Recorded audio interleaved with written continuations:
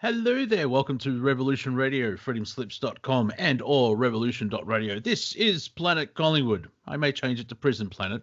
Hopefully there won't. Well, I think Alex Jones is off the net. I'll be fine. Broadcasting from Melbourne in the state of slavery. I'm in Victoria. A big thank you to the Y-Files with all the gents having a conversation, sharing ideas. I caught the last, I think, half an hour of it. The final quarter, they played well. I think if they continue on with that, they'll make it to the premiership. Hey, Australian football references that no one else will get.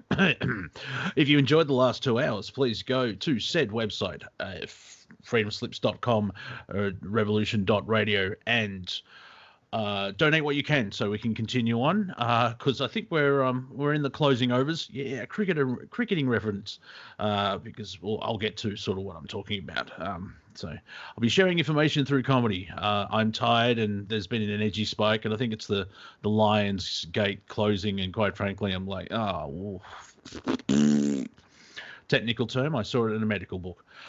Yes, donate what you can so Studio A and B can continue on sharing this information. And while slowly the New World Order rolls out, I don't think they'll be successful or will last that long, because have you seen any government do anything correctly?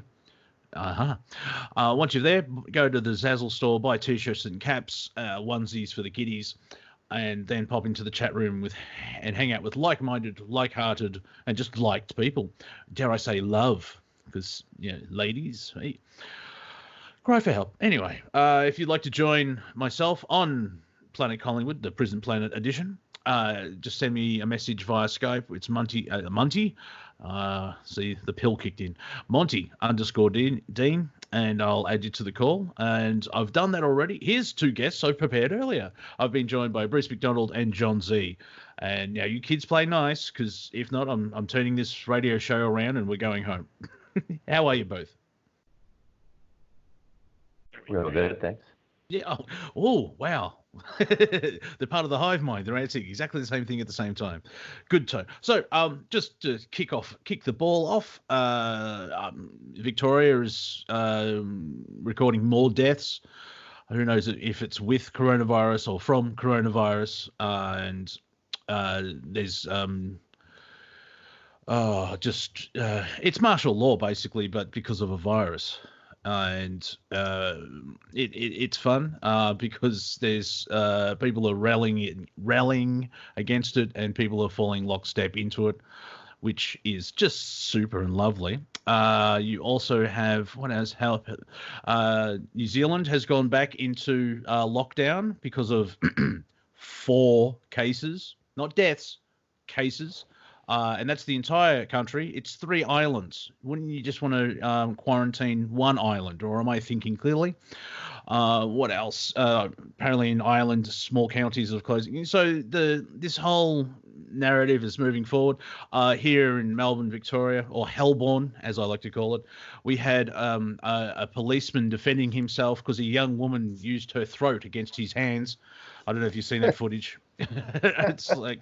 She also had an exemption form, and she was allowed not to wear a mask. But that's the level we're at. As well as Joe Biden found out who his VP pick was, so that was good. I'm sure they used a whiteboard and some texters to try and tell him that. And I find that very interesting because he hasn't got the nomination yet. So good times.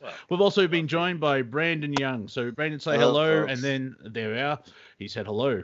A blessing. Unless anyone else has some other subjects, I don't care. I'm tired. And yeah, it's I watched a half-hour video by Dave Cullen pointing out the new wallet is here. It's just slowly rolling out. It's like, yeah, that realization is like, that's true, but I'm not afraid. I'm sort of like dismissive, like I don't care. But it's the way I describe it. It's, when your parents, like, you do something wrong and you get caught, and your parents like, I'm not angry, I'm disappointed. And it's like, oh, that's so much worse. I think Biden and his team stuck with the tried and true patented method of just lining up the photos on a poster board and having a chimpanzee just throw a dart at him. Yeah, and we have to free Puggles as well. He's been in that basement way too long with Joe. He's tired of the sniffing and the groping, and Yeah, let free Puggles. Let's start a hashtag. Monty, what is going on in Australia, man? That is like the tip of the spear for seeing how far people can be pushed here. Yeah. Now it's if you go on paper, so it's like I've actually said to somebody, it's like even if there isn't a conspiracy of a new world order, they're following the same script. So it's like, well, hang on a moment. Now we did lose most of our guns in 1996. I didn't have a gun, and I don't think I've ever seen a gun in real life up until then as well. So there was that as well. So it's sort of playing. It seems to be the satellite states, being New Zealand and Australia. They seem to test this type of stuff. Probably end up in the UK next, and then the US. Because someone said if you look into the UK, that's how the US will be in 10 years with some of this stuff. And the Premier, or as he's referred to as Dictator Dan, has the second wave. It seems to be from there was a hotel quarantine, and some of the security guards had sex with the quarantinees.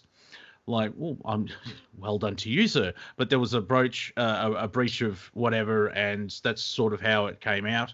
And there's it's normal politics and stuff. However, because if you're a fan of a band from Sydney called Cog, they've been talking about this for 8 to 12 years. Fear is the virus that they will use to divide us. And that's what you're sort of seeing as well with the maskers and the anti-maskers and everything else like that. So it's a challenging moment in time to be in that sacred neutral and observe thing, because it's like, really? Because the amount of crap that's been thrown around. But yes, the short answer is yes. It seems to be they're rolling out a test of their implementation, and they're using the basis of the virus. However, it's not a pandemic because there's not hundreds of thousands. Australia's deadliest day, we lost 21 souls, or we lost 21 people. And strangely enough, the numbers are lower for COVID than everything else than last year. So, yeah. How was your part of the world? Me? Yes, because you're in Central America, so it would have a different flavor. Yeah. It obviously tourism countries are really being hit, right? And so we got about official numbers came out in the newspapers last week, 24% unemployment. So, where I particularly live, nothing has changed. But what I'm hearing in the expat groups is it's getting a bit spooky. People are we're not allowed to bring up COVID-19 on the Facebook groups for expats now. I mean, some of these groups have like 5,000 members. You can get into these like 2-day arguments with like 300 comments. It's a really testy group, the Costa Rica expats, and it's really split between the Schultz, from Hogan's Heroes. Yes. I see nothing. The baby boomers who think the world is perfect and don't want to hear this crazy crap.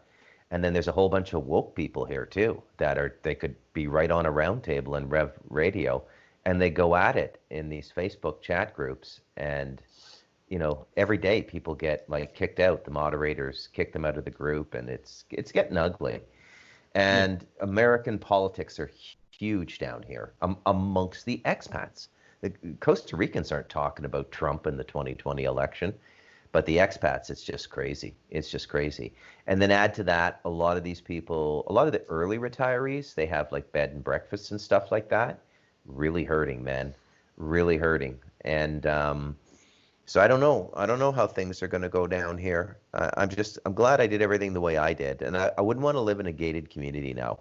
It's like a target for home invasion and stuff like that, right? Because they think you have money.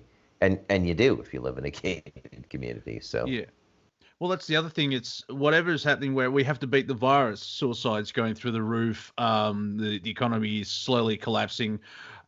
Businesses are closing, but corporations are allowed to stay out. Once again, it's that sort of like, well, there's no new order coming in, and yet they're following the same script. So even if it's a natural thing, it's like we've been talking about stuff. We've been talking about this 10, 15, 20 years.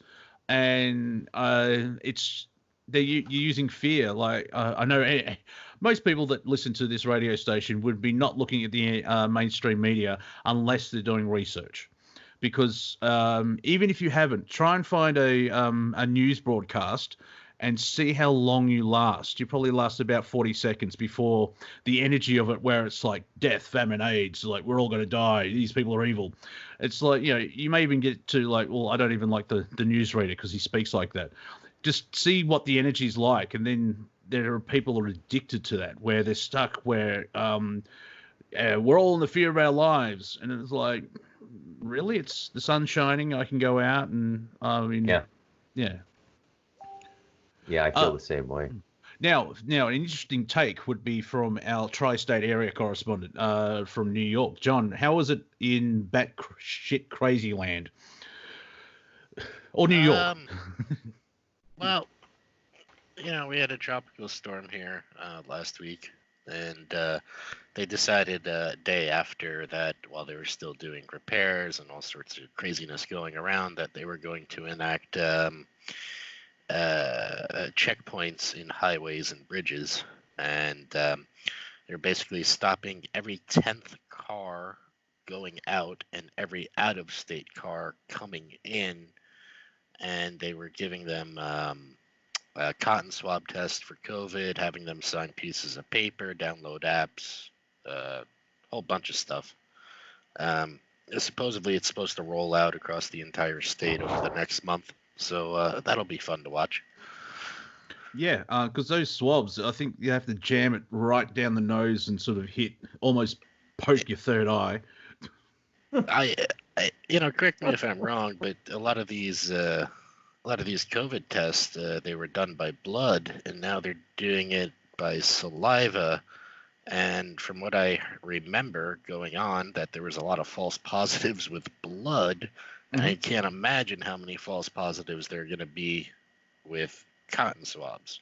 Well, also it's been put forward the theory, the way that things are weaponized. It's been put forward that people have antibodies because they've probably had a mild, Matt reported, no, a version of COVID, and the body's gone, oh, we're fine, bink, here's the antibodies. And the swabs are actually detecting the antibodies to the virus as well. And if I really should share that computing thing, Dave Cullen's video. It's fascinating, where only months ago, don't wear masks if you're not sick. And now everyone wear a mask, and it's got nothing. It's not really a health issue. It's more of compliance, as well as the placebo of you're helping, if that makes sense.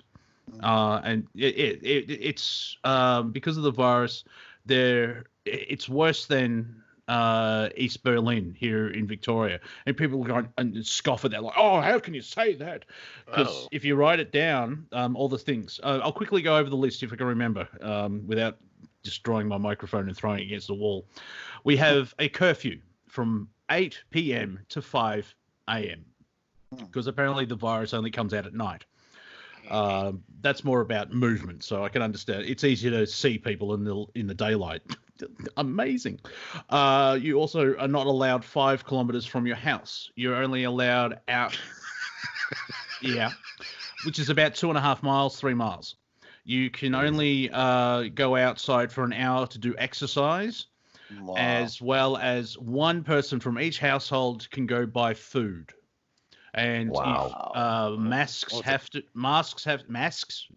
Been on an American show too long. You know those masks. Masks. Sorry, I'll just go a bit British here. Masks are mandatory, and it's a $200 fine if you do not wear one as well. And so now, am I talking about what's happening in Victoria right now, or am I talking about the prison film I'm writing with Bruce MacDonald? You decide. Oh, man. I mean, the only thing not on that list is the shock collars they train dogs with. It's ridiculous. There's checkpoints everywhere as well, because Melbourne and a shire just above Melbourne is in stage 4, and the rest of the state is in stage 3. And we've got about 8 million people on the size of the main island of the British, like Scotland, Wales, and England. And so we've got a lot of space here. It's very funny when racists say, we're full of what? Empty space? You're a moron. I mean, there are deserts, but yeah. And so you've got checkpoints. The Victorian police... Wait, you have designated food deliveries now, or designated people of the household that are... like they're designated to go out and get the food from the grocery store. A very bad reboot of the young ones would be, say, the four of us, and I'll be Neil, and I'm the only one allowed to go shopping. You guys cannot leave the house or the go to the backyard. How long can you go shopping for? They aim for about an hour. That's about an hour, though. About an hour, Yeah, so it's an open prison. 2 hours. I take 2 hours to go shopping. And over 2 days, good, because you can't do that here now. And so it's and the division that we're seeing is because businesses are collapsing, because the economy is still rolling on. Like, I have to pay rent, and in this example, the landlord has a mortgage, and of course the banks don't care. I believe there was an article saying the banks are making money from... Yeah, if you want to see who the scum of the earth are, just look at people that are making money from the lockdown and shit. Didn't you guys just have like a 60% reduction in your warehouse food staff? Or something like that? Yeah, the meat packing plants, and so the abattoirs, they're running at minimal operations to try and keep the food chain going, and that's sort of part of the communist manifesto is you control people by the food, and so I do preface when I say the New World Order is here and it's rolling out. Who knows it's going to be complete, because there'll be too many people you may agree with whatever's going on, but your soul knows that something's wrong. And there's, I'm looking for that tipping point, which I like how Andrew Barcer says, we're going through the Troubles, which is, he took the name from the Irish religious civil war. How very Irish as well. Like, when you had the Catholics and the Protestants killing each other. Oh, we'll just call that the Troubles, and we'll never talk about it again. And so that's, I also came up with this should go on a T-shirt. 2020, what a decade. Good line, Monty. Yeah, I know. So that's basically it. My sort of thing is that I chose to be a hermit and not go out, and then the government says you have to stay in, and of course my rebellious side came in like, why I want to go out now, sir? How dare you? But I've seen friends, I won't say names, but I've seen friends that they have a business here in Victoria, and they've done the research, and of course, oh, did you see that on the internet? It's like, we're communicating on the internet. We're supposed to believe the mainstream media? Please.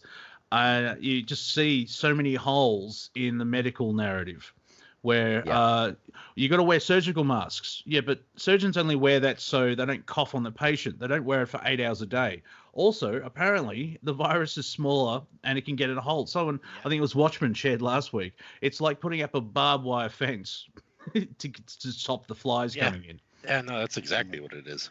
Yeah. And the thing is, a lot of people want to leave Victoria for the way that the government's acting, which, and strangely enough, they've done deals with China. So that's sort of like, hang on. Now, there's another... May I ask about that? Because I have some other Australian friends on Facebook, and they say there's loads of planes coming in at night, like 10,000 Chinese a week coming to Australia. And also there was a commentary I read that Chinese-owned businesses aren't being subjected to the limitations of other businesses in Australia. Is that true? I don't know exactly, because I go from my lounge room to Aldi and back again. So I like, rest of the world can bugger off. There are planes. I didn't know that they were bringing in a lot of Chinese people, which makes sense because they've got the numbers. Like, they don't have to like, if they wanted to invade the United States, they just get half the population to walk there. They don't need to fire a shot. They just turn up. Oh, okay, everyone, start a restaurant. We take over now. So, but yeah, it's I don't know 100%, but it doesn't surprise me. I do know that because another friend of mine lives under the flight path, and after 8 o'clock, all the planes start coming in. Wow. And it's like, really? There's other people where, let's get into this narrative. Now, there's a flip side, a positive flip side to this narrative, where it's the white hats are saving all the children in the dums and tunnels and everything else like that. In far eastern Melbourne, there's been earthquakes and loud sounds in the skies and everything else like that. We don't get earthquakes here. It's very rare because Australia is basically one big rock that's been around for 2 billion years. And so when we get an earthquake, it's like, well, someone's pissed off an Aboriginal spirit there. But there is a lot of stuff coming out. And to expand out a little bit, where the disinformation is so intense, this information overload, where one thing can be lost. Like, it's been a week since Beirut, and it's dropped out of the cycle. Apparently, the government has resigned, but also saw footage of they've got gallows with 8 nooses hanging up there. I'm like, ooh. So, for me to get through all this, it's the final play. We're at the end. The Team Ducks, they've gone, right, we're doing it now. And in a way, I'm relieved. It's like, finally, instead of waiting, I mean, I thought it'd be an asteroid, but no. But it's like, well, we'll see how we go. And even if they get the UN prison planet model, I don't see it lasting 8 months. Because have you ever tried to get the DMV? Have you tried to get a piece of paper from them? How do you think they're going to control 7 billion people? If the killing starts, it's like, oh, well, they had to go. No, you're going to have mass uproars. And with the United States, you're all armed. You're also addicted to pills, so it'll be interesting to see what happens there. Yeah. Rant over. You're talking like a coke sniffer tonight, man. That's crazy. I'm cranky. I've got the cranky pants on, and like, this is all I can do. I can't do any more virus talk, man. I mean, I know it's topical, and we are on the radio, but I'm just going to remain quiet and throw in one-liners here and there if we're going to do the virus all night. I can't do it. I can't do it. No, I totally understand, and fair enough, because we've sort of done the update. Like, anything else, we're going to sort of just keep repeating ourselves. And so now, with a good opportunity to see what else is going on. And Creepy Joe Sniffy Biden has Kamala Harris. And already, if you remember the debates with Tulsi Gabbard, Tulsi destroyed her on stage. Yeah. That's been shared instantly. And it's strange, too. Black Lives Matter supports Joe Biden and Kamala Harris. So an old rich white dude and an ex-cop. This is going to end well. You know what's interesting is that there's that wrestler that died last week, WWF, big black guy. And his name is Kamala Harris or whatever. Yeah. You know, which I thought was very weird. You know? Someone confusing to my wrestling foreign friends. You know? Someone suggested that the Prime Creator made a clerical error. Wrong guy, wrong person. Ah, damn it. No, Joe Biden really wanted that wrestler to be his running mate, you know, and that he's realizing the mistake he made now, you know. Well, he probably saw that video of Trump and choke slamming Vince McMahon, and it's like, well, that's how I'll win the debate. Well, you know, I knew it was going to be a woman, right? Mm-hmm. Because if you see the commercials during YouTube that he has where he said, hello, everybody, I come for ask you a question and all that stuff. Now it's updated. A couple of days ago, it was updated to, in a couple of days, I'm going to, hey, it's Joe. You know me, Joe. Yeah, hey, Joe. Well, I'm going to pick my running mate, and and I don't think that's an accident. Nothing they say is an accident. So I knew it was going to be either Warren or Kamala Harris or whatever her name is, you know. So I didn't expect it to be Kamala Harris, although my friend Jerry pointed out to me that it's probably smart politically in this climate to choose a person of color. Well, yeah, she ticks all the Twitter boxes, if that makes sense. Right, so, yeah, exactly. Twitter's not real life, and there's only Yeah.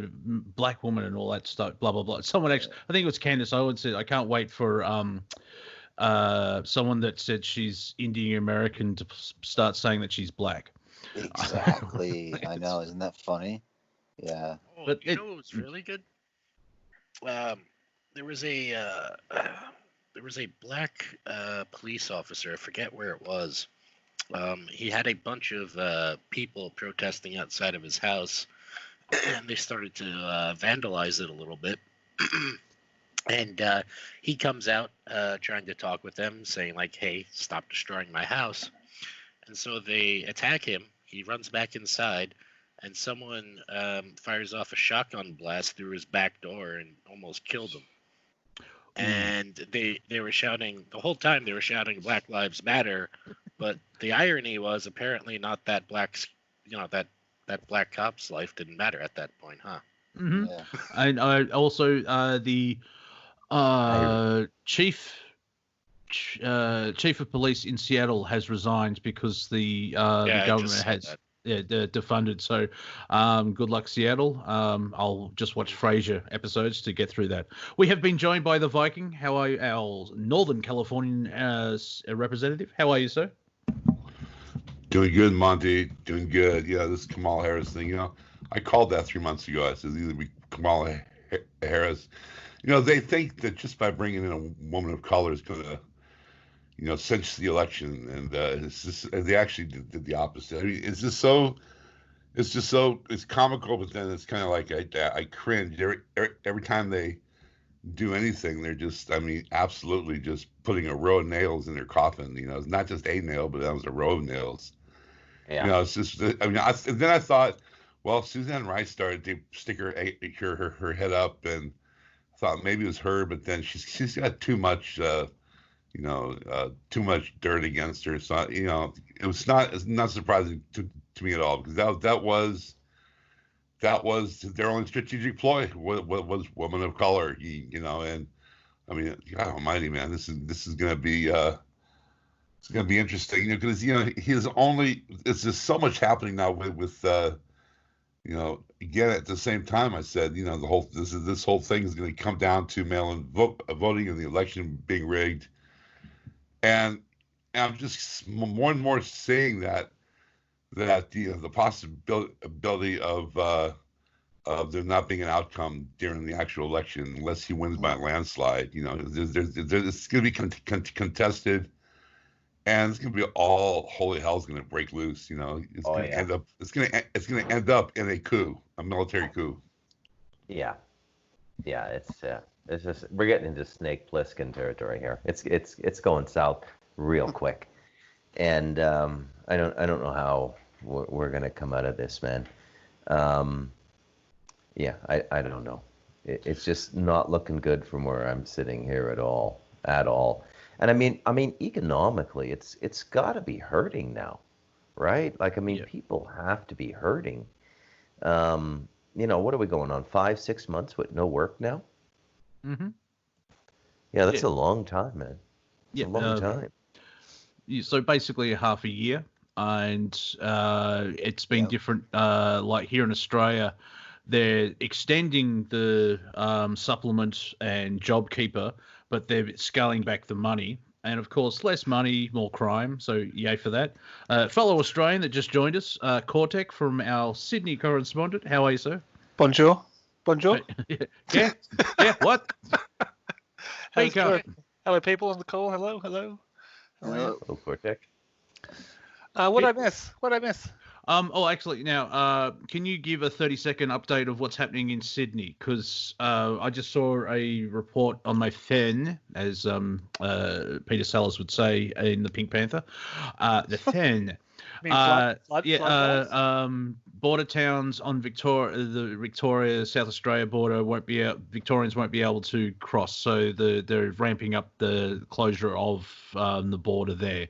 So that's lovely. It's now, kind of awkward if it's a kind of arbitrary line and the other side's your milk bar. Albury to Wodonga is only separated by a river, and apparently all the doctors live in the Victorian side. So that's well done there. Tricky. Yeah.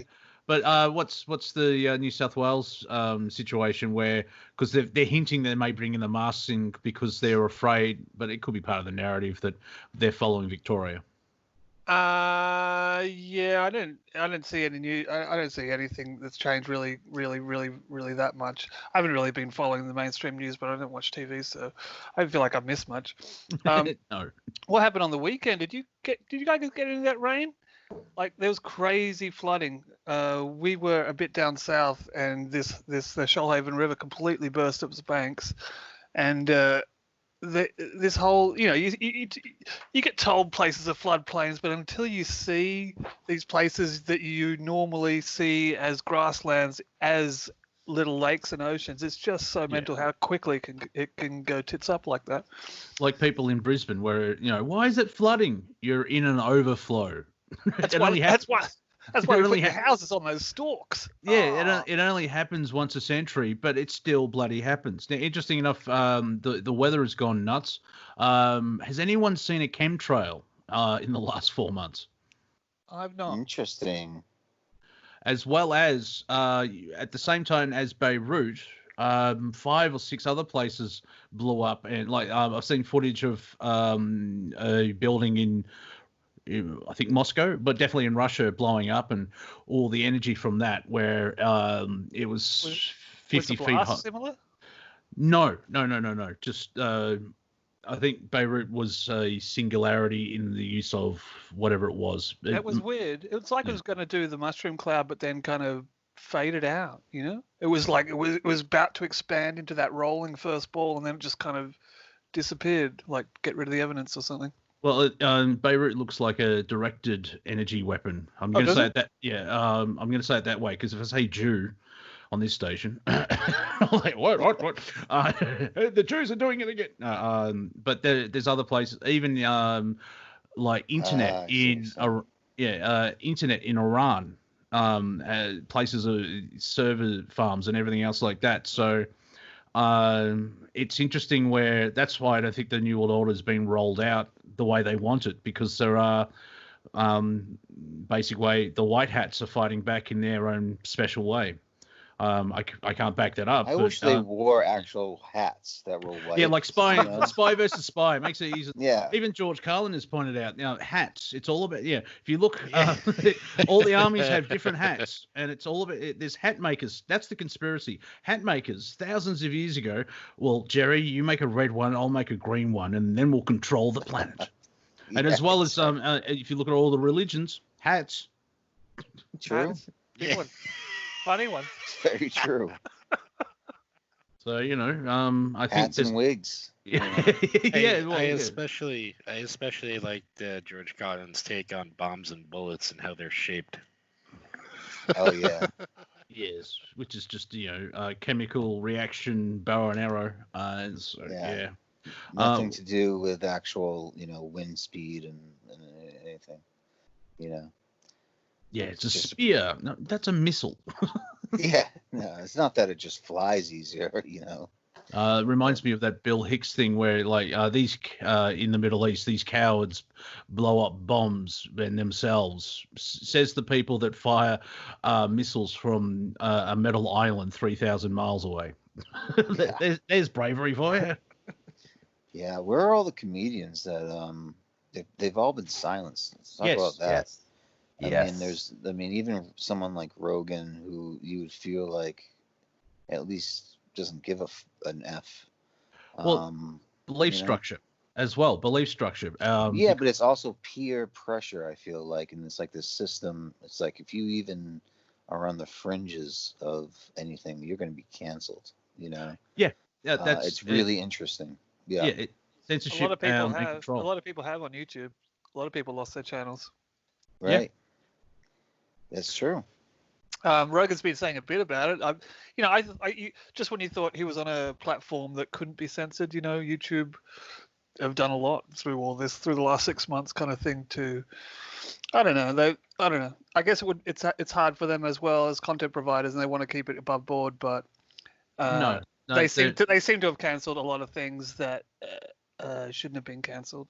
And you can say, oh, it's because we've got less people employed, and it's all about the algorithm, and it's the robot's fault, but it's clearly not. Well, riddle me this, Cortec. On Twitter, they are shutting down conservative points of view and banning people, and yet they allowed kid porn still on there. Exactly. And pedophilia. And TikTok and stuff like that. Yeah, as well as on Facebook as well. People were actually sending out the hashtag Save Our Children.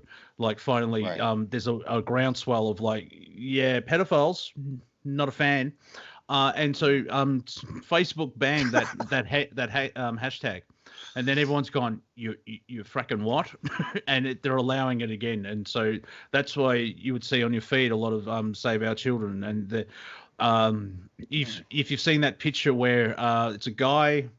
No, this is a small child or something, and it's COVID virus, and all the media is looking at that, and then there's a 12-foot tall elephant right behind them saying pedophilia, and it's you can what we're seeing is the exposure. So I think that's where in the long run we'll win, but to get to that will be an interesting take.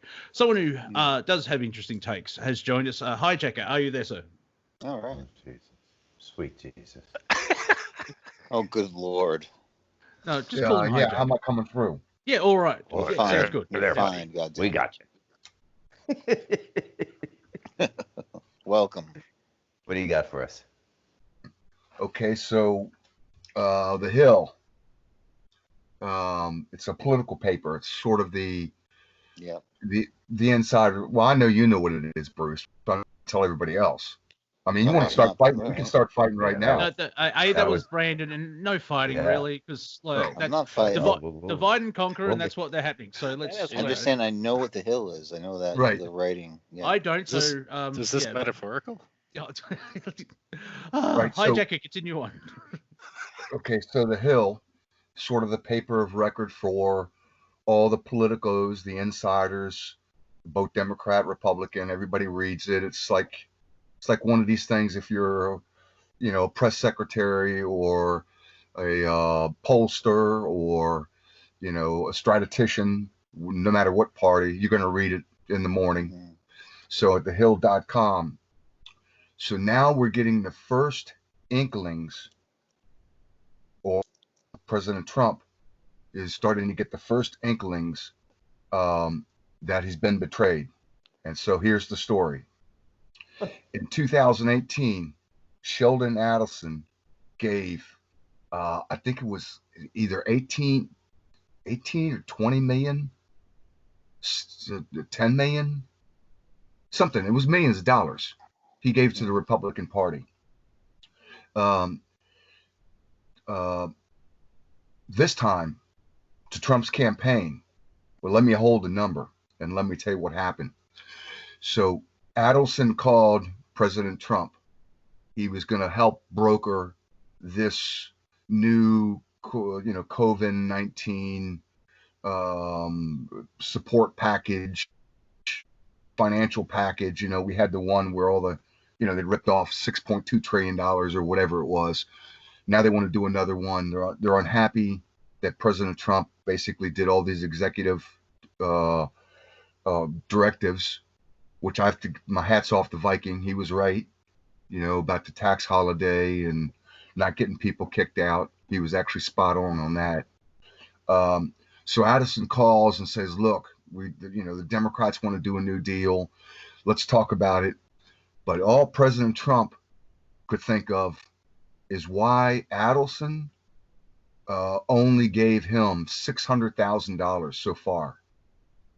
And what supposedly happened, the article in The Hill, is that they had an argument. Trump was wondering where were the 20, 30, 40, $50 million, $100 million that Adelson should have ponied up. Why only 600,000?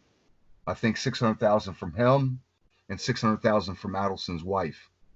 Anyways, the whole conversation melted down where I don't know exactly who slammed the phone down or whatever, but it went bad. The Hill said it was so bad that 3 of the top GOP power brokers, probably Mitch McConnell, probably Pence got on the line. They had to call Adelson back up to try to smooth it over. So, but what this tells you, and what it tells Trump, is that Adelson, the reason why he's not giving any money, because he's already got the inside word that Trump's going down. Interesting. And why waste 30, 40, 50 million dollars? Right. The other thing is that once you see now what's happening in New York, John Z's state, and what's happening in Australia, they're all in. They're going for the kill. They're going for the lockdown, stay in your home, designated food buyers. Next thing it is that you got to take a COVID test before you can actually buy food. Got to also make sure you have the mask. I mean, they're going all in, so they're not stopping. And so when you take a look, and then of course the other big thing is you got a Kamala Harris, Senator Harris. She's from California. By the way, she only became Attorney General of California by less than 1 percentage point, and she ran in California. She ran against basically a mediocre Republican white guy from Southern California who was a prosecutor or something, and she barely beat him. And so why they wouldn't pick her, no demographics, why you would pick somebody, the Biden already the majority of the black vote. He's got the black females for sure. He's pretty much got the females. The females have broke from Trump. He's got the leftist. She's hardcore left. She's a communist.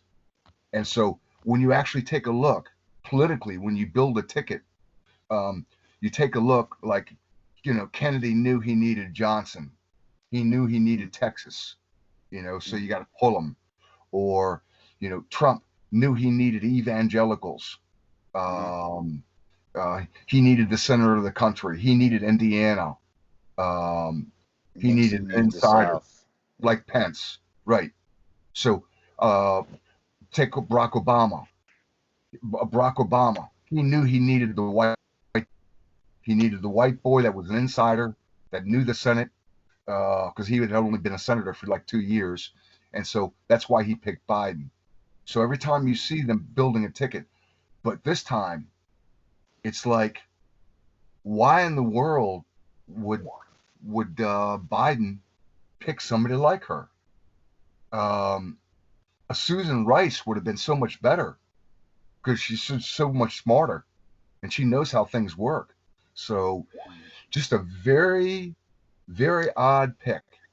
I think, yeah, I'll say that I think the one thing that I overlooked, and talking to and debating people here and there, and talking with them on this, is that Kamala Harris supposedly has the full endorsement of the, whatever you want to call it, the LGBTQR elemental key community and the gay communities and stuff like that. And so that's 1-2%, maybe 3%. That's nothing. Yeah, people who support that, and they're a very vocal minority. What Kamala Harris does have, I don't know if you know it. Do you know who she's married to? She's married to a prominent. It looks like pretty much he looks really white, but he's actually Jewish. So she's married to a real high level white Jewish liberal attorney that's connected into pretty much the power tree of the American Jewry. Yeah. Interesting. Just Someone take a like look at her Jared husband. Kushner. Yeah, look at Jared Kushner. Interesting enough as well with Kamala Harris, the DNC hierarchy had to pick someone they could control, and she falls into that as well. So she could be manipulated if you want. Someone who's not manipulated, and I can't think of a better segue. We've been joined by a fellow Helburnian, Aust Paul. How are you, my friend? Not bad.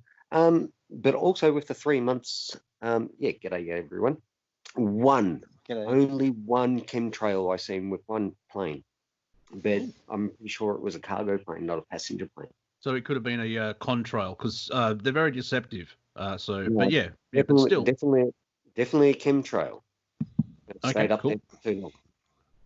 Can I speak to this Kamala thing here? Yes. So the cubism, side of this whole thing is that, first of all, Joe Biden didn't pick shit. He might, he barely pick his own butt.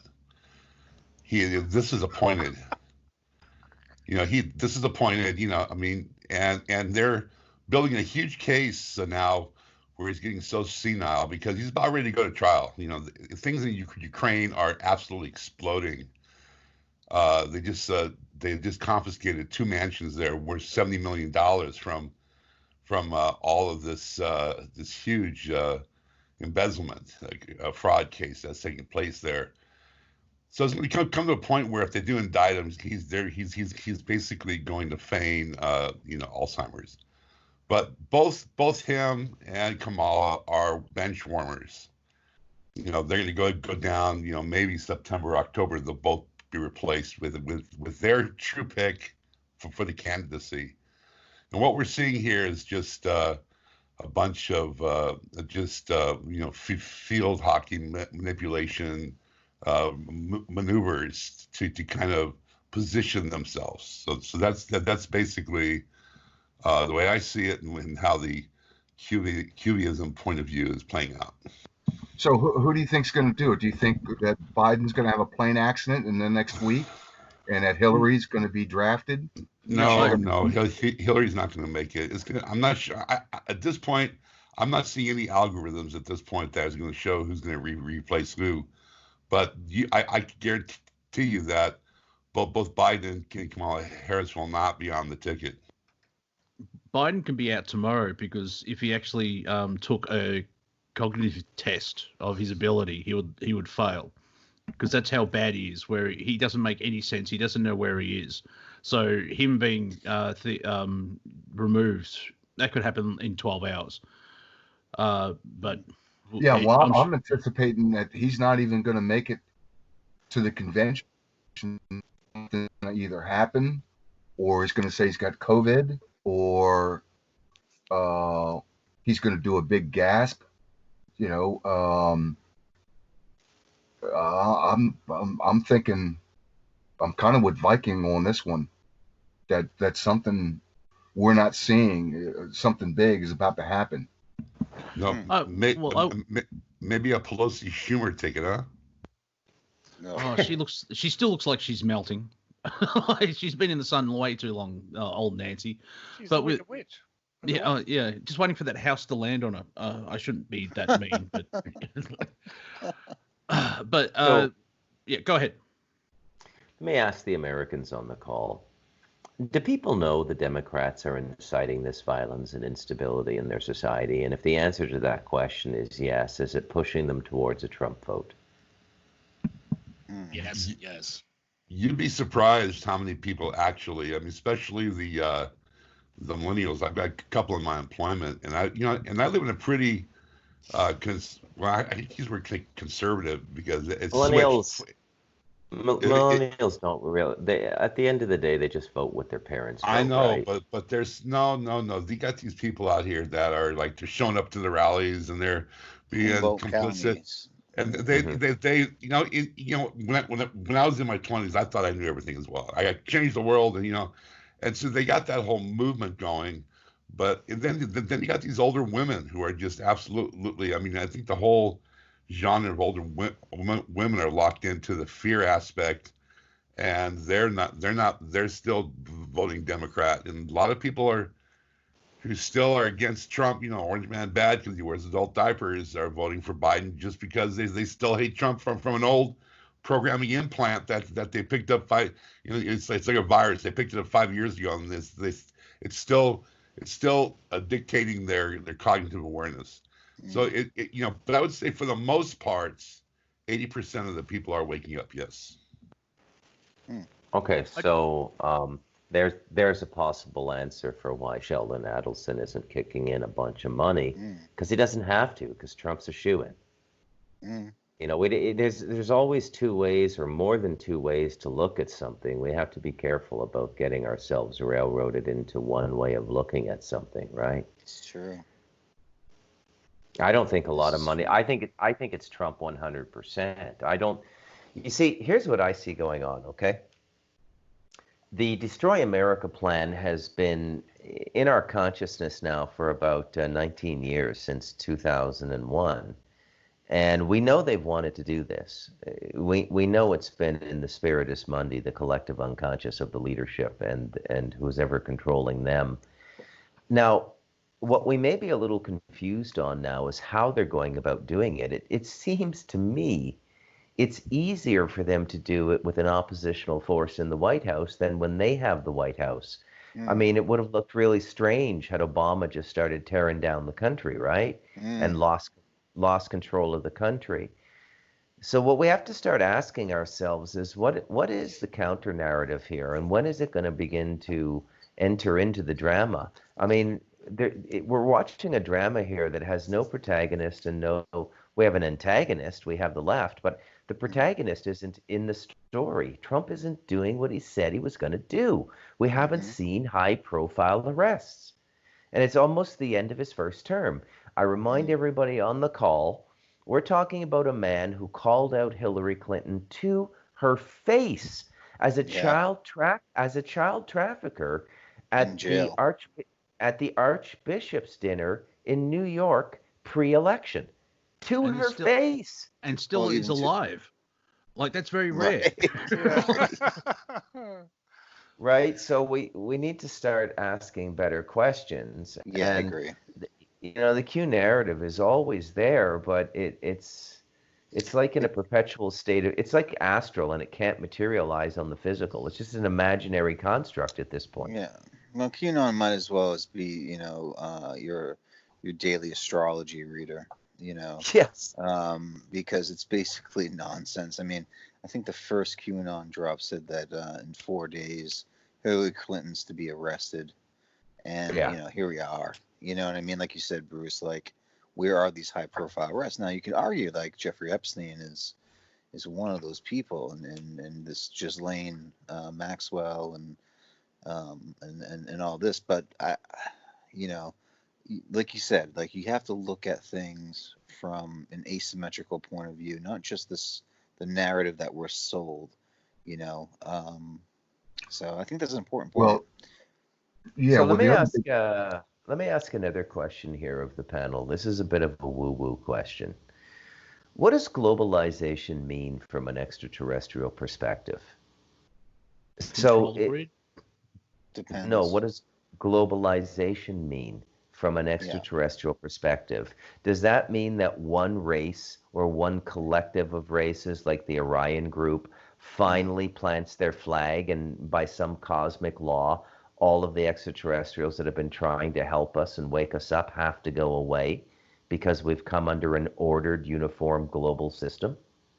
I think there's a lot of speculation. What's the evidence for that? I mean, I see where you're going, and I see the thought process.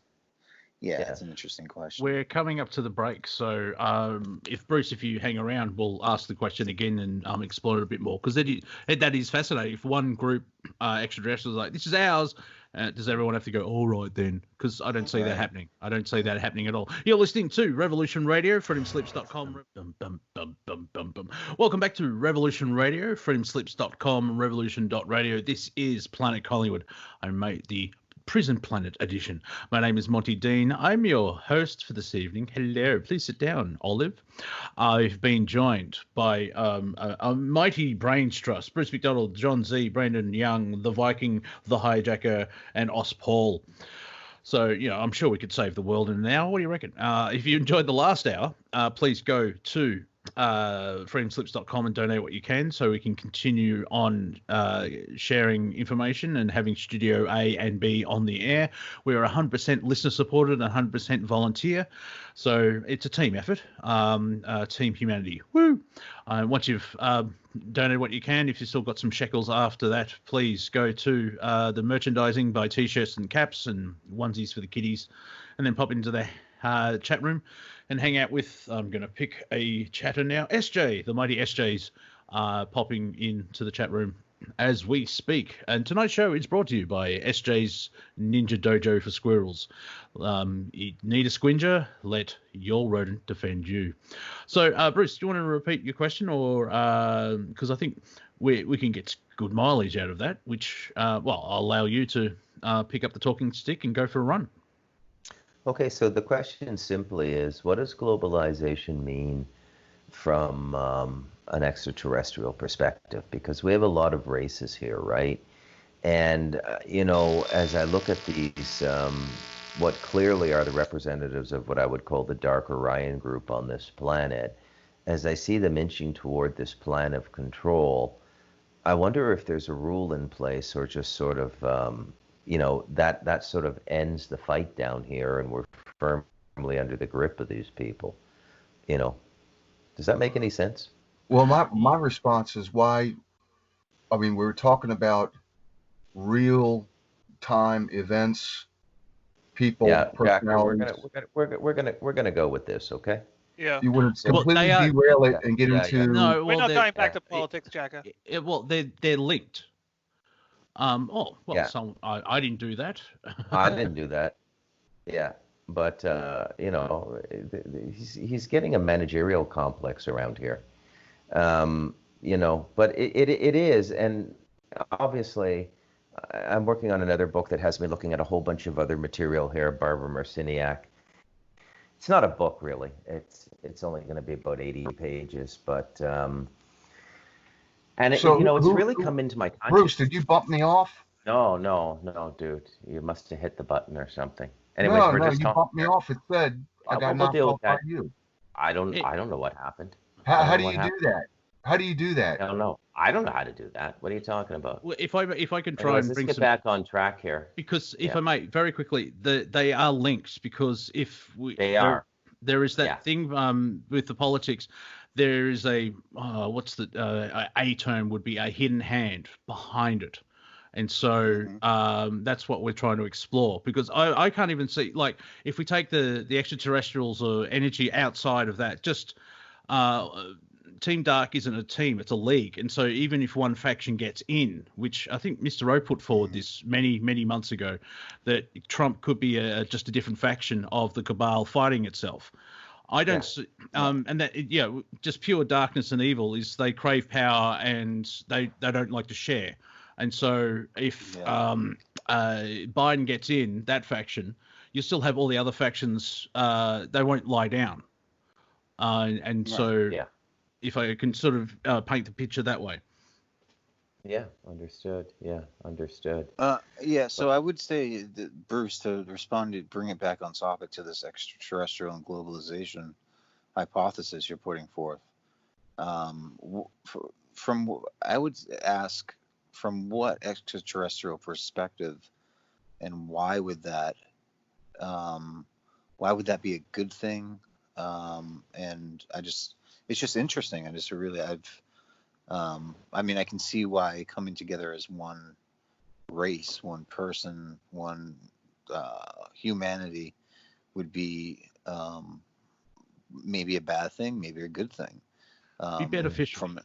It depends on the extraterrestrial. Who are we talking about? How do we know this extraterrestrial perspective that we're presupposing? Is my question. The main ones, and Bruce, you could probably clarify, is I think, as HiJacker would say, the reptilian seed line, which there's many reptilians, so it's actually the Dracos.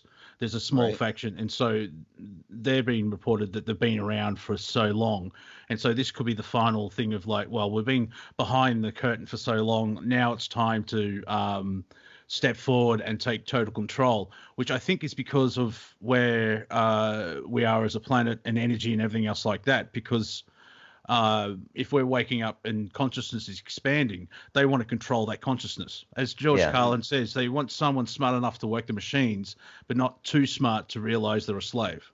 Right. Yeah. So another perspective, Brandon, would be this, that you could look at the secret society perspective of the world, and you could look at the blood magic and high magic as two factors that go into consolidating power on this planet. And I'm sure with your love of Lovecraft and other things that that's a lot easier for you to understand. But here's the tie-in. All of that, this is what Dietrich never got around to, and this was his hold card and part of his fundamental distraction, in my opinion. That's all extraterrestrial too. The magic was given to us. Gotcha. Okay, and that's part of the Orion group as well. Gotcha. So yeah. So it all kind of ties together. And the secret societies are really the front organizations for the extraterrestrial contact on this planet. And is that the secret that they're maybe holding back? Is that from time? Yeah. It has to like bust there out has to be soon. a seed line. There has been a line, a lineage that has been under protection from the secret societies, that the hidden masters or the ascended masters might be these controlling extraterrestrials, for want of a better word, or interdimensionals even. Yeah, interdimensional. Yeah, would be another way of looking at it. But it's epidemic now, and it's really kind of bubbling up everywhere. And the reason I ask the question is there is so much extraterrestrial activity in the world now. They can hardly mat it down. Right? It's like a forest fire that just keeps popping up. Everybody and their brother has a picture of an orb or something on their smartphone now. And you got to wonder why there's so much now. Like, what is the message? Like, why are they showing themselves so much now? Right. And then a lot of it is just technology. Like a lot of these races are just, it's just like, I think the whole gray thing at a certain level, especially the robotic grays, I think that's just a deep state thing. Like they're behind most of that, and so on and so forth. But I got to thinking about, globalization. It would sort of like be the end of a lot of conflict on this planet.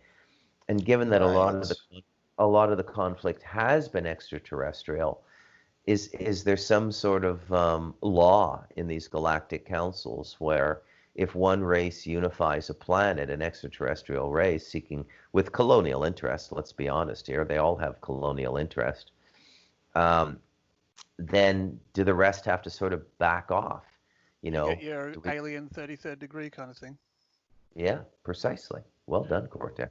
That could be the exposure of like the Pentagon's doing a slow drip of like, here's some photos, and then 4 years later, a form of disclosure. Like the natural disclosure would be a ship or an orb lands in the front of my house, and I go out and say hello, where it's like actual humanity and stuff like that. On the flip side of that is if we take a negative view, just slightly, where it's a what if, I'm not creating it, but if they're trying to do a negative disclosure where the Orions or / Anunnaki, because they could be two different things, but you know what I mean, they turn up and say like, look, we're real and we're coming back to rule you all. But I don't see in Viking, it'll be interesting to see your take on this, because I don't see how one race, unless humanity says, oh, yes, you're our leaders, you've had thousands of years of fighting against it. You know what I mean? It's would that contravene the law of one, where if humanity chooses their overlords? It's not going to work, because all of humanity would go yes. So my take on this. So the two factions are the Orions. The Orions are broken up into grays and tall whites. There's a faction of tall whites that are part of the Orion contingent. going into the Dracos, the Anunnaki, the reptilians, and have been the what was known as Team Dark, as Monty would say, and they basically had to have been like a vampire invited in, and they were invited in several times since Maldek, but then they got thrown into a time loop where they were quarantined. But then in Atlantis, much like the Vril Society, there was a group of women that opened the portal and brought in this Orion contingent. And once they seated themselves in our timeline, they basically opened up a highway and flooded Atlantis, and to the point where this is what created the wars. And when they weren't able to establish themselves firmly, they basically blew it up with a nuclear weapon, which they actually love radiation, by the way. I'm being told by one of my last galactic guests that they thrive on radiation, and under all these radioactive spots around the world, they have a stronghold. Interesting. Then you have Team Light, which is the the Palladian, the Alcentaurians, Arcturians, such, and the Elementals that are here to kind of create a sovereignty and to create free will and choice. So, and I put in the box here my next council meeting, and that if you're not saying no, you're saying yes. So what happened since the downing of Atlantis, the same agenda basically carried forth, where they manipulated our conscious awareness in poverty and subjugation and slavery and chaos as implants. These are implants that created programmings of how we manifest and negotiate life.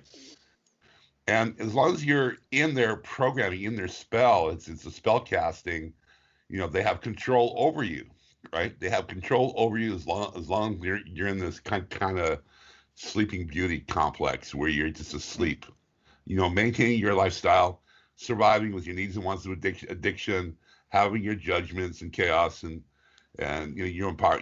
This is how they subjugated humanity, by splitting the brain into the left side, the masculine survival mode. They subjugated and splitting the brain, locked us in the 3 strands of DNA just above our solar plexus, and they divided up the heart and the passion so they can enslave us. Now, in order to move forward here, going back to globalization, it's up to humanity to stake our claim and to wake up. So this awakening process really didn't firmly take hold until the end of the Mayan calendar, and all the so-called light workers and bearers of light and the indigo chill, all this whole movement started taking place. It was seeded, but we needed to, it's like Johnny Appleseed throwing the seeds. We need to sprout this intuition, sprout this awakening, and sprout this new platform that we're now taking back our free will and choice. We're coming from the heart, and by saying no, you have to say no, because if you're not saying no, you're saying yes. And by literally eradicating this force, it becomes a global conscious awareness that we are waking up. Not, and it's as above, so below. They are going through the same auditing of their conscious awareness galactically on all multiverses and on super omniversal expressions. We are literally setting the tide. We are the stone that hits the pond that's rippling out here. This has been a grand experiment to change this entire conscious awareness into this more benevolent, sovereign, free will and choice, or passion or sensuality, being able to negotiate life. People are awakening, and they're awakening on a global level because of the dark forces that no longer have their control. They have lost their control. They're being exposed, and that's the worst thing that can happen. And when Trump took tenure, he basically started this whole process. And again, the awakening process, can be spiritual, but you don't have to crack a book. You don't have to meditate or be a vegetarian. You just have to just awaken to the fact that you now have an opportunity to live your life the way you want and not be under the dominion or agenda or the stronghold of their agenda. This is the awakening process, is that you're seeing that we have been duped. Yeah. We've been on the end of their puppet strings for so long that now people are starting to cut those strings, and it's freaking the hell out of them because we are saying no as a populace. And that's the worst thing that we could be doing, because if you don't confront them, don't give them permission, they don't have permission to be here. Yeah, one way of looking at it, which I just had a thought, is the Prime Creator it's an experiment, and the question was, what would happen if what we've gone through, and we've got our answer, and it's like, well, that happened. Let's never do that again. Yeah. So it's for all of creation is like, well, what about if we do free will and could subjugate? No, tried that, not doing it again. Thank you very much. They cause a lot of trouble across all of creation, because the Earth is like a galactic ascension machine, or a college, a university, and there hasn't been a graduation for so long that it's affected everything else. And another way that I've heard is that there's this dark element in creation, and it's been contained on the Earth, and this is like the final battleground to eradicate it, type deal. But David Icke would say don't acquiesce, which is say no and choose your battles. Like, you can wear a mask for 45 minutes, don't get thrown into jail or anything, but in the whole thing, because you are a multi-dimensional being. And the example I use is from Bashar, not the leader of Syria. Everyone saw the movie 2012, and then on a soul level, it's like, no, we're not going to have a pole shift. And that's that's the power that we have. How is that going down in Melbourne at the moment? That is still in full lockdown with masks, is it, Monty? Sorry, you already probably covered this. Oh, I ranted so much, Bruce thinks I'm on cocaine. Just get it out of your system. Better out than in. What are you on, boy? I'm fine. I'm totally fine. It's the pressure. Great Doctor Who episode, by the way. The pressure seems to it's not increasing pressure, but the pressure's being the same, and in a way we're kind of being worn down, which could be extrapolated out globally, and that's happening with the awakening, if we're using that term, where like as an example, which I mentioned in the last hour, New Zealand has gone back into stage 4 lockdowns because of 4 cases in Auckland. Yeah, it's kind of crazy. Wow. They're 3 islands. Just quarantine 1 island, but no, it's the other 2 islands, and it takes 4 hours by sea to get to it. That's how far away it is. But it's projecting, as I've mentioned before on the show, even if there is not a new world order agenda, someone's found the script, and we're following it that way. They're doing it badly, though. I do like how can you trust the government to do anything right? So even if they're going to bring out this totalitarianism, whatever, a very big word that I can't spell. Totalitarian. It won't even last, because it's just not one faction. Like certain people say, it's the cabal, but a cabal is a collection. It's a group of groups, and we've all seen a lot of science fiction and just fantasy and movies, and everyone's crazed for power. Like, even if you look at the history of the Soviet Union, Stalin wasn't the first guy. It was Lenin, and his son was taken out. Blah blah blah. Even Gandhi got shot, for God's sake. So you know what I mean? It's someone has said it would last 8 months, and I'm not creating that, but I can see that happening. It's because it's just people can't do careful crap. Now. I like Bruce. Something in the universe. I still like Bruce's question from before. Hypothetically, if you were an alien, what would a unified planet mean to you? Just be easier tourism, wouldn't it, for coming down and catching those eclipses from wherever they go on? Better tourism. You don't have to carry around so much currency. No. Yeah. Well, enjoy the beaches. Yeah. Well, yeah, it's a lovely planet. Someone is I've seen again pop up in meme form. That's a weird thing. Like, that's 4 years now. Let's all talk in memes. Is the solar system looks like an atom. Yeah, but our atom looks like crap. Like, because Venus goes backwards, Uranus is on its side, Mars is dead, and everything else like that. So our atom needs to regenerate. Go ahead, Viking. Don't forget the Earth is flat. Well, till you get to a hill and then it goes up. But we live in a hologram, so it doesn't really matter what. So that's the other part as well. That part of my radar of what's sort of going on, and similar premise but different language.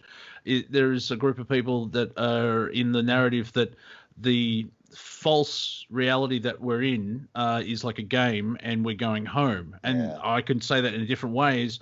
You awaken your soul and you change your frequency to 5D. And I could go on with 3 or 4 other different ways. The interesting thing is, it's whatever you are going through. It is your experience. You're the one who's going to, it's an inside job. You are the one you've been waiting for. And if, I like Bashar, not the leader of Syria, has said, like, if there was only one way to enlightenment on the planet, there'll be one person. So we're all going through our own personal journey.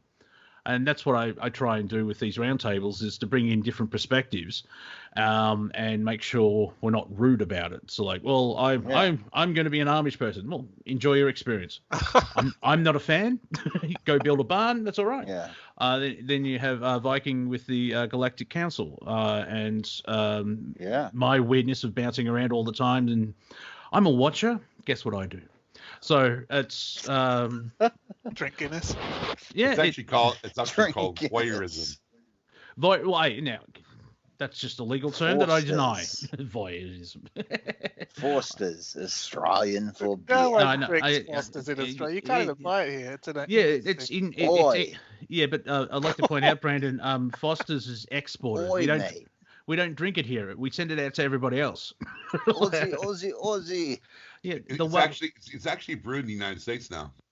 That wouldn't, that would save money. And that whole Aussie, that is a rip-off from the Welsh, where it's Oggy. Oh, right. I thought it was Ozzy Osbourne. No, who is one of these elite pedophiles, by the way, I should say. I hate to break it to you. Everyone knows that Ozzy and Tony Iommi. How do you think he lost his finger, mate? I'll just leave it to your imagination. Well, no. I don't want my imagination. Let's not bring in other narratives now. Do you know them, Ben Silverchair? With lasers on their heads. Yeah, of course we know. We're Australian. Of course we know Silverchair. It's like, you know of them. They're popular. Yeah, they're popular overseas. Obviously, they're awesome. That's the Australian way. You could be. You make it big in Australia. It's like, yeah, they're all right. They went to America. Clearly, they're gods. He shagged the dog to death. Yeah, all right. Your accent's terrible. You know that, don't you? So, but that's the other part of the thing of that type of stuff shelved, if that makes sense. Like, is Tom Hanks a pedophile? Well, let's win and find out. You know what I mean? Forrest Gump. Yeah, or Save the Children. Life is like a box of children. What, they're wrapped in foil?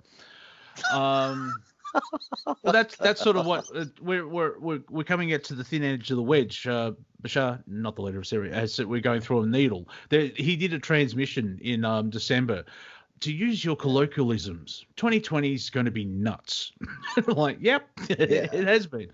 And so we're, as like Viking says, we're the vanguard, and there's a lot of stuff that we sort of, in a very bad way, as an example, we need to focus on 5%, not 100% at this point in time. But the 5% will allow the other 95% to unravel. It's like if I talk to a muggle about conspiracies and everything else like that, much easier nowadays because you can see it in the media. I would always start with the financial system because money is true. And then you can expand out from everywhere. Even just changing the money system where it's not a giant debt-sucking hole. Yeah. Life would be so much better on this planet anyway. I guess it's a good place to start. Yeah, but that's part of the thing. And well, why is the lockdown in place? Because at the end of 2019, the economy was a bit shaky and starting to falter. And then this came in and it's changed the fault where the governments are spending so much more, going into debt. They don't really bring up, we'll have to pay for this generation down. On the flip side, though, there's a massive it starts with C, when you consolidation going on, where all the lower, smaller family mum and pop businesses are collapsing because there's no revenue, and they've got bills to pay, and yet Walmart's still open. Yeah. And stuff like that, where I was actually listening to Viking's latest show where Christopher was saying, I think it was Christopher, where you have to walk, you get to the restaurant, you put on your mask, you walk 20 feet, and then take the mask off to eat. Yep. Now, is the virus that dumb? It sounds like the people who own the restaurant are. Yeah, but that comes down to its legislation, and it's interesting from the from Victorian point of view. They're complaining about people protesting and everything else like that. It's the law, and I usually thought, well, slavery was the law as well, so you can't really back that up. It's not like we're 100% on that. Yeah, go ahead, Viking. So, it's interesting. There's a quote in the Bible that says, "The meek shall inherit the earth," and this is translating to the silent majority that's been coming up here. Where now, when they're having these protests, there is starting to be a silent majority of patriots that are just it's the Gandhi movement, where they're just having their flags and they're just walking and they're just like stampeding over these guys, and they don't know what to do here.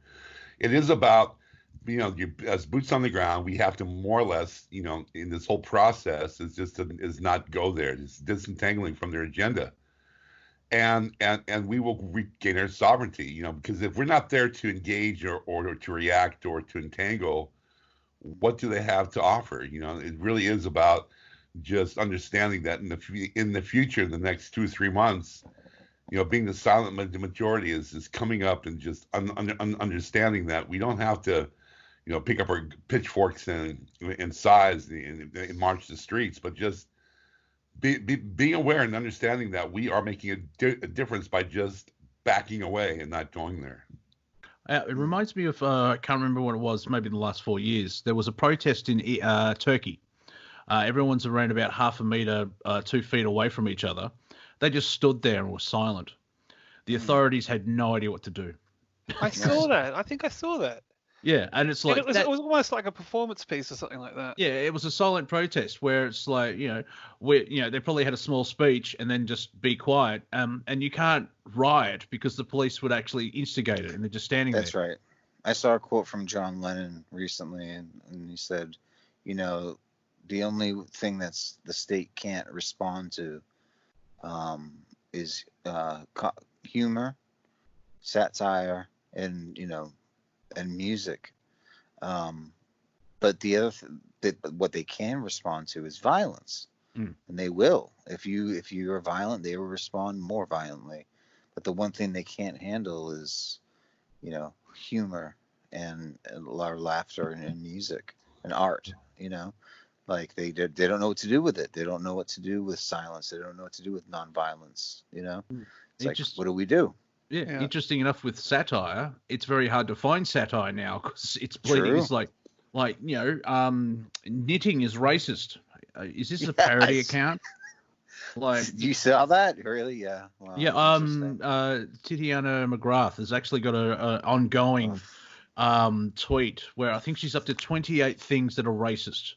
Camping, jogging, just jogging.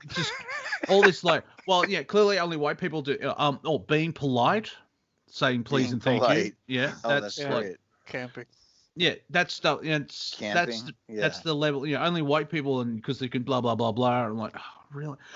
They're just. On. It is so hard to find parody and satire now because there is a guy. There it is. Yeah, I can't remember the guy's name. He's made a splash on Twitter, where he had a video of a woke person, had T-shirts saying woke and racist, and they're saying the exact same things.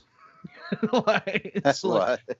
Because the distilled woke person is acting like a racist. Gotcha. Yeah, because we need black people now only have to go to black businesses as an example, and it's like, okay, you're heading down the road of segregation again. What's going on here? Totally. He actually did a thing about comedians against comedy, and it's a whole thing about like canceling comics that don't agree to. And a couple of people thought they were being truthful, and someone politely said, no, this is parody. These comedians know what they're doing. And they're holding up a mirror to society type stuff. Oh, definitely. Joey Diaz, who's one of my favorite American comedians, he almost got they tried to cancel him, because he said something about sleeping with joking around, obviously, but saying on the Joe Rogan Experience that he used to have an opener for him years ago, wanted to get on stage, make out with him or whatever. And then everybody was like, "Oh, Joey Diaz, what a scum! He's like, "You think that was bad?" He's like, "Here's one for you," and it was a clip from a podcast he did where it was the story he was telling was how he slept with a one-legged woman, So. Yeah.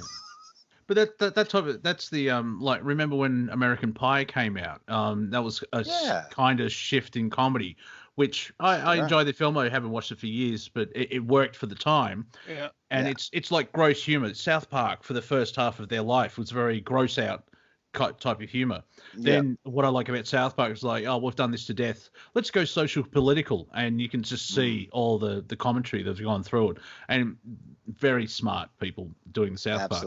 But after American Pie, because they saw the success of that, everyone started going gross. And for me, you could see all those films where they're just doing just being sick and everything else, and if you don't have parameters on that, you can get really dark, and it's like, oh, that's funny. It's like, no, you have a psychological problem. Right. For me, the latest one is because you have to be PC and everything else like that. I've seen a large amount of awkward comedy, and I don't like that because I don't see the comedy. I just see it being awkward. And it's like he's saying that, oh, look, I mean, Knives Out with Ryan Johnson, because, Ryan's a genius. He had a teenager who was part of the right. And so it's just cringe. That word, it's cringe-worthy. Yeah. That's risen in the last 4 to 5 years, because it's just look at it and go, really? Oh, and it just gives you that in a frequency way. It's like a distortion when you see it. If you're a comic book fan, Monty, and you remember this the group, I think it was called the New Mutants. They were kind of like an X-Force shoot off or whatever. Well, they created these new characters for. Oh yes, Safe Space. And Safe Space, you saw this, yeah. There was a guy named Safe Space, and he was a black guy, but he loved, like, he was like a transsexual. It was the funniest, obvious pandering. They got to the point where that's is this satire? And it's like, no. Well, that's even funnier. Exactly. Because they were pandering to that small vocal minority of, you've seen those photos of people screaming because Donald Trump won the election. Yeah. It's that group of people where, I think it was mentioned in the chat, the far left have gone insane since the 2016 election. And it's because, that would never happen. They're trying to control their reality 100% instead of allowing things to happen.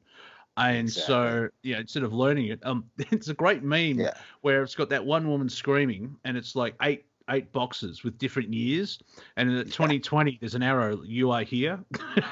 Right. Because the creator has the view of Trump will get in for another 4 years. And so you're still going to have that. Going back to politics just for a smidge, after election night, whatever the outcome, be it A, B, or indifference, like Biden, Trump, or unknown, America's going to go off like a frog on a sock in a fry pan. It doesn't matter what the outcome is. There's going to be. Interesting. Let's say the outcome is already set. What would be the advantages of it all seems, I mean, America seems like it should have gone into recession 20 years ago, and it's been staved off and pushed off more and more, so the crash is bigger and bigger each time. This was all part of a plan. It seems very convenient timing. Yeah, well, especially since 2008.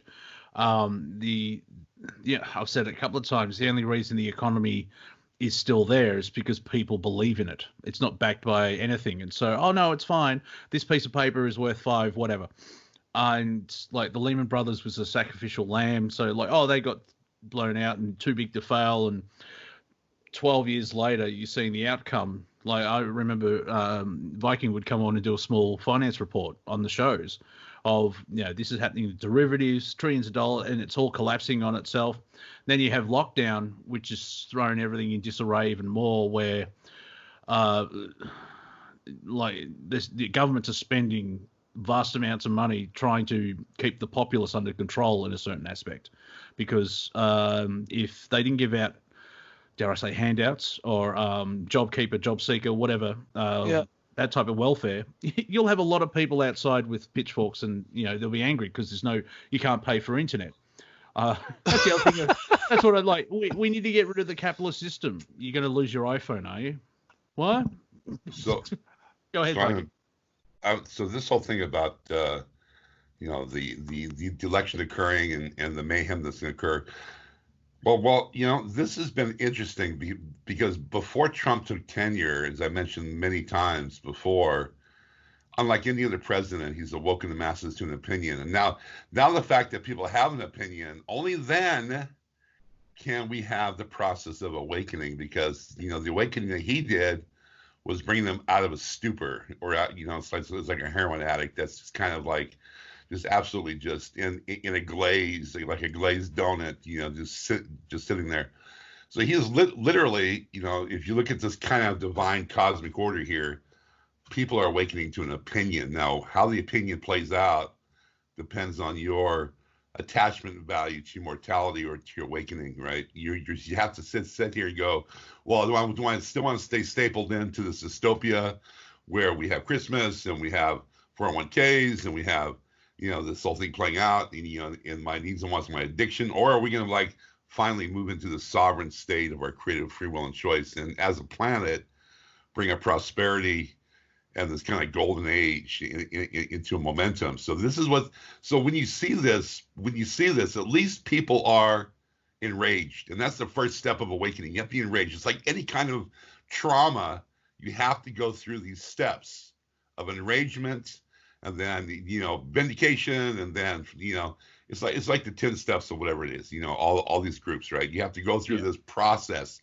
but awakening the people up to at least the process of being enraged is, I think, a great momentum, because only then can you take this, and through transparency can you resolve it. And I believe that, I think you're right. The election will create the crescendo of this metamorphosis that needs to occur.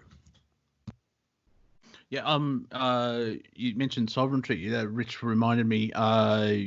In the Dave Cullen video, he showed, I think it was the chief of police of Victoria, or someone high up. He was pointing out that people have to do the right things. They have to follow the law. And then he jumped to, there are small groups of people that are protesting and not wearing masks, and something called sovereign citizen, whatever that is. He has no concept of it. Like, you're supposed to, uphold the law, but you don't know what a sovereign citizen is, and you just think they're the enemy to the state. And that was interesting.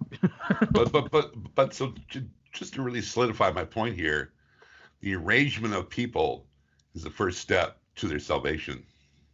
Yeah, I like that. Without the agitation, people would not move from a stupor, move from being comfortable, Yeah. So whether it's positive or negative, that agitation needs to occur before people can even start talking about it. Yeah. And as you point out, Monty, this sojourn is individually designed. The absolute synchronicity of life is that you'll get every day that which you need to wake up. You just gotta understand that you might see it as an obstacle, but it really is a challenge and an opportunity to move forward here. You just got to start taking a step back and disentangling, surrendering everything that you think to be true, and come to a point where, well, what if that was an implant, to keep you programmed this reality? What if I can now design my own destiny and just, but people that are, because they're so heavily traumatized, through the karmic encumbrances, they're going to be enraged, and they're going to, what they are throwing the dart or pinning the tail on the donkey on is their anger and their own dystopia and their own creation. And this is part of the process of this evolution of this this transmutation that we need to go through individually. I often say, once you make this choice, you'll be cathartic, you will be fetal position, it takes great strength and courage, but being angry is the very first step. And then you work it through. Like I even made the joke earlier. It's like, I'm not angry, I'm disappointed. That's still a shift in consciousness, where it's like, no, I'm not angry, I'm just very... And I'm sure everyone that's had a parent, which is everyone, let's be fair, you've had a moment, it's like, I'm not angry, I'm disappointed. Like, oh, that's much worse. Oh, dear. And once you also start dealing with everything that you've gone through, and the anger brings it up because there's elements of breakthroughs, because what do you mean I could run my car on water? There's so many things that it's going to freak out everybody. I can see why there's been a slow release of information, because can you imagine if 1995, oh, by the way, we've got a cure for cancer, the aliens are real, full disclosure across the entire board. Everyone would freak out. Like the psychological, the post-traumatic syndrome, whatever it is. PTSD. That's the one, yeah. When that would happen instantly, I sort of mentioned it, a lot of people are going to wake up in a nanosecond, where people on the show and listening to the station have been doing it 5, 10, 15 years, just finding that information and slowly working it out of like something's extremely wrong here.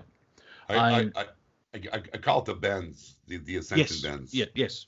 That because you're shifting your paradigm from the false reality that the mainstream media puts forward, and then the actual reality.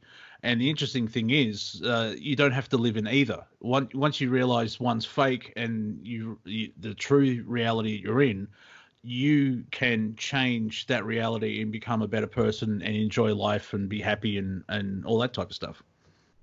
Turn off the TV, turn off the news.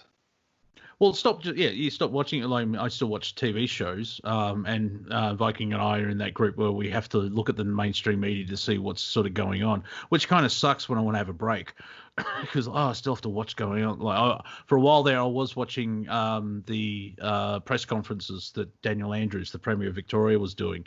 But I've stopped watching it because it's just the same old thing, and it's just ramping up the fear. And we've had 400 cases today and 21 people die. Like, in 25 million people, that's not that many. How many suicides? It's the nightly death show. Yeah. And in a big car crash, and in other news, in another country, more people died. It's like, well, thanks, guys. Yeah. Go ahead, Viking. I've got a $500 solution. Or it may actually cost $800, but you print up 10,000 flyers that say you're going to meet here without a mask, and where you get to promote it like this is your sovereignty. We're going to show up. We're going to show up in force. This is bullshit. It's all this. And then you hire a plane just to drop it all over Melbourne. You show up at a certain time at a certain date, like they did in Berlin.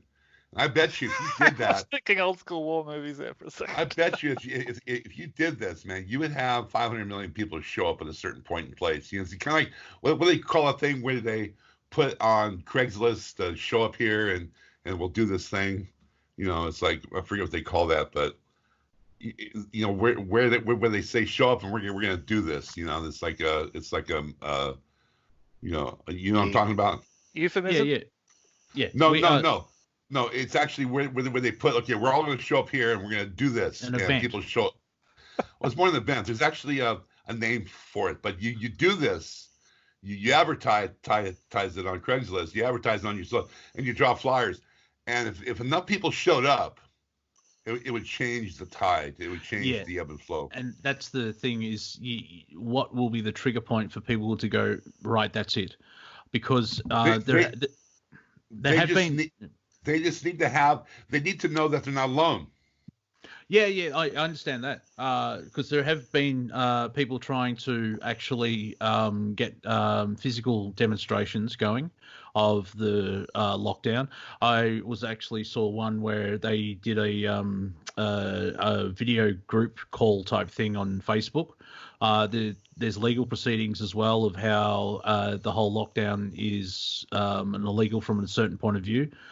However, if you need numbers of people going out into the streets, a lot of people they don't live in fear, but they won't do it because they have the fear of Who's vacuuming? They have the fear of being fined or locked up or beaten up by the police. That type of aspect. They have. No, I understand. I'm not saying you're wrong. I'm just pointing out at this point, in this moment and now, a lot of people would rather feel safe, and they need a trigger point to sort of go, no, that's it. I'm doing something about it. So right. in the progression of it. So. But being 2020, like, what is it going to take for you people just to start to protest, not riot? No disrespect to our American friends, but we're not Americans. We need to protest and share our voice, and that comes down to the divide of most Victorians. They're still in the lockdown of that the coronavirus will kill everybody. So you save grandma. But the data's not there. I don't try and use the term pandemic because I looked up the definition. I use the term lockdown. Hey, just calling it how it is. But that's the thing, is like what will be because before stage 4 in Victoria was mentioned, before it started actually, 20 seconds later they mentioned, and if it doesn't work, we'll go to stage 5. Like, you're already talking about stage 5 before stage 4 starts. Just throwing the seeds in there. Yeah, and even if like they're puppets and they don't know what they're doing, they think they're doing the right thing. Someone higher up that's trying to manipulate this narrative is going, good, excellent. Good. Yeah. Good, excellent. That's why I couldn't believe it when Scummo first came out with it's going to be 6 months, and I was like, he's not very good at maths, is he? It's like 2 weeks. How 2 do you think of that? Yeah, 2 weeks to flatten the curve. It's been a longer 2 weeks. It's been a very long 2 weeks. He said 6 months was like, I think that was more of an economic point of view of like, if 2 weeks of shutdown, the ripples economically. But who knows now? Because the starting to share the idea of, this will go like Victoria. There's no end point for masks. It'd be our new normal forever. Yeah. And all that sounds terrible. Yeah, and the new normal. That's a catchphrase that keeps bringing up as well. It just reminds me of the band Cog, who've been talking about this like 2006, 2008 type stuff, where you just see like the work of Jordan Maxwell and David Icke. They've shown the blueprints of even reading 1984, which was a warning, not a blueprint. You could see, everything's falling into place. And I said in the last hour, which I think it got a giggle, is like, I'm relieved that it's happening because I don't have to wait anymore. I'm upset that it's happening. I'd like to see them really crank up Bluebeam. Well, I didn't see how that would work. I know it's really old. Actually, I know it's really old. Yeah. But I swear I saw this chick has been taken down since. She was over in Saudi somewhere, and you could hear everyone just going bananas about it. And there was just these massive planets kind of being projected up there in the sky. Oh yeah. Paul, did you realise you've been harped as well? Just us Melbourne people, and maybe to Sydney a little bit. But yeah, did you realise we're being harped? Actually, going back to Cortec mentioned that earlier, that there was all that massive rain. I saw a picture of the rain. Let me finish. The rain radar, where it was this massive point going, across 20 suburbs. It does a circle thing. Yes, stuff like that. Yeah. I saw that as well when the bomb published pictures of those funny patterns when the harp first booted up. There's stations over in the east part of WA. Go on, sorry. That's right. Now, last week I seen it fire up, right, over WA, because that's where it is, and then in Melbourne, and also on TV because we turn it on for the weather. It's the best time. A little bit of sport, a little bit of weather. That's about it. Anything off. Don't need the rest of it. Don't worry about the rest of it. We already know what that is. But anyway, we've been harped, and that was what was it? Today, last Sunday, and then yesterday as well. So did it come up on the radars? Yeah, come up on.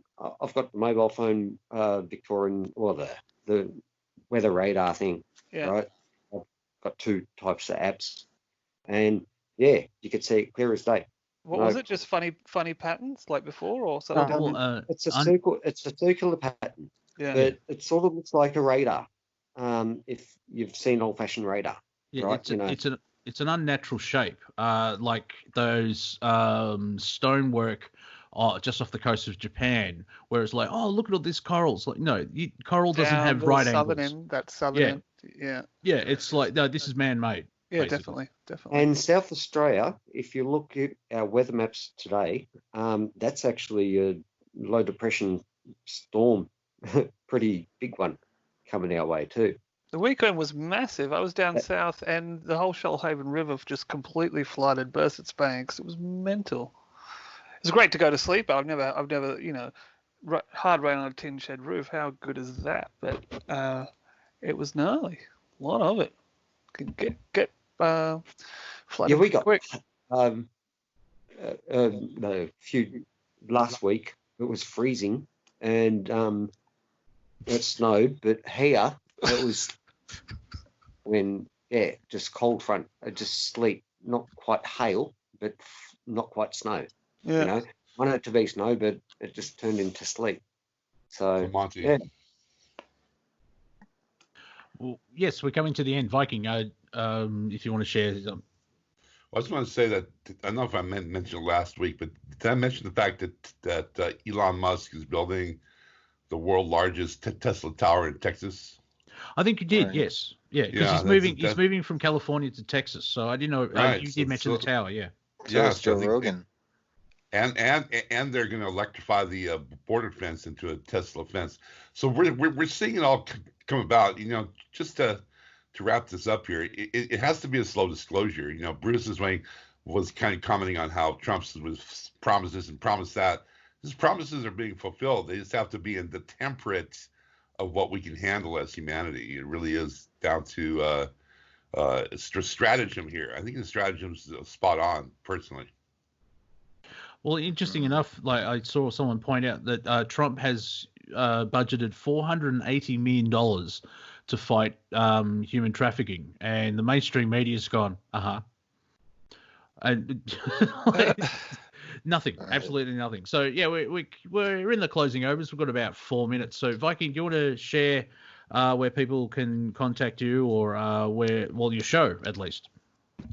Yeah, I'm kind of in the ethers here, but yeah. So I dropped in the chat my